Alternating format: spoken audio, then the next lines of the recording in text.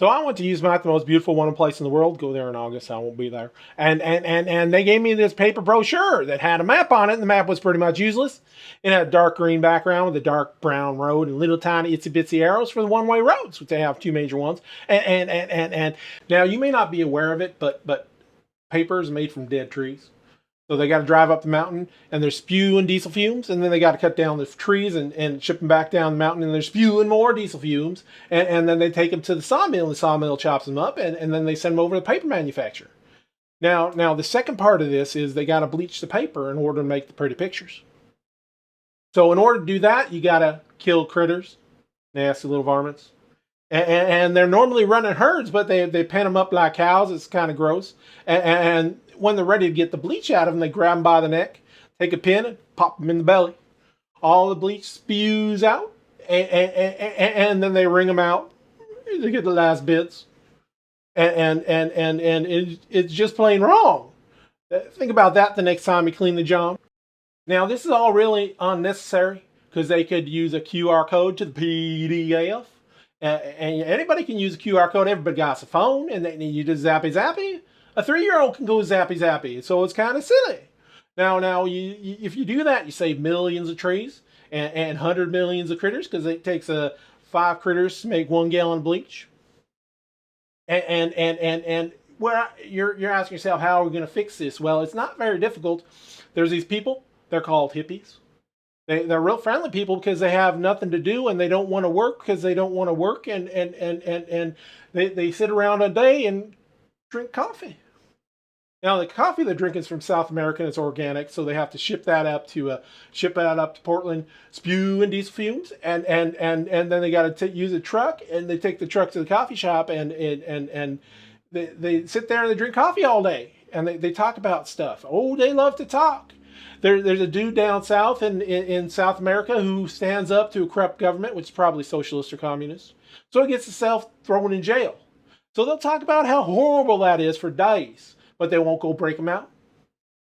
But these hippies, some of them are graphic designers, and they will literally go into a cage and do a cage match to have the right and honor to say they saved all those trees and the critters.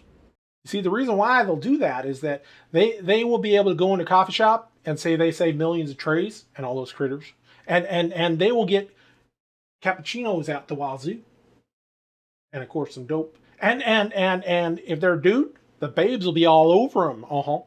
And so what all you need to do is get 20 of them together and they'll march down Pioneer Square, and the TV media and the socialists will come up and videotape them so they look like 2000. They'll call it a major rally.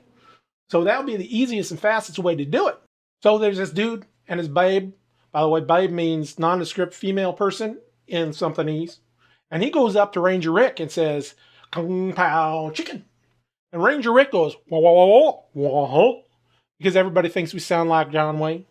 He holds up his clipboard and says, "Zappy, zappy." And then everybody's happy. Except the dude is about to start doing potty dance, so he's happy in about 5 minutes. And all the menus can put on Zappy Zappy.